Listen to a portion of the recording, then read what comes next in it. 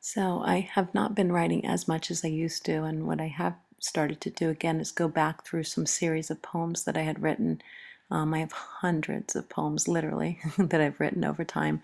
And I did a series that I really, really love called, I called it an afterlife series because the main character kind of that I would always see in my mind when I would start the poem was an angel. And I wrote a lot of poems around that. So I was going back and reading some, and I paused on this one that I really just felt connected to today. And I'll rant a little bit about it, but basically, it just touches on the concept of purgatory, which I find interesting. I am not religious by any means, and I struggle to understand the concept of striving for heaven, or being fearful of hell, because I just feel those are two extremes, neither one of which I see myself as fitting into. So although purgatory, from what I understand of it, kind of seems like this place you don't want to be, for me it feels more like it would be home. Um, in some ways I feel, by how sensitive my heart is in this world that I live in, that my heart was created by an angel. But my personality and my temperament maybe had a little devilish hand involved.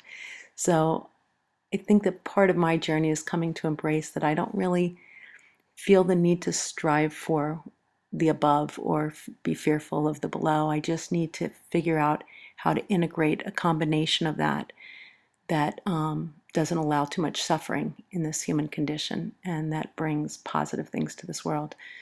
So, on that note, that is some of the thoughts behind when I reread this poem. And it's not that long, but it is one that I think if you close your eyes, maybe you can picture it. So now would be a good time to close your eyes and let me read it to you. He sits on an old wooden step on his front porch in a home in purgatory. Lower middle class tenements line the fields, filled with men and women seeking their dream home in heaven. He is given his task of labor by the ruler of temptation, assigned to bathe the angels that work the streets of lost souls. So he drinks from the same water hose that has been used to spray the angels' skin, thirsty to understand how their bodies attach to their wings, how the mind of an angel can float freely and safely in a world filled with demons. So he drinks from the hose that cleans the feet of the anointed. And as the water drips down his lips, the dirt from his mind travels down his body. On the front porch, in front of a broken down wall in purgatory, he places a doormat and a rocking chair, knowing he is home.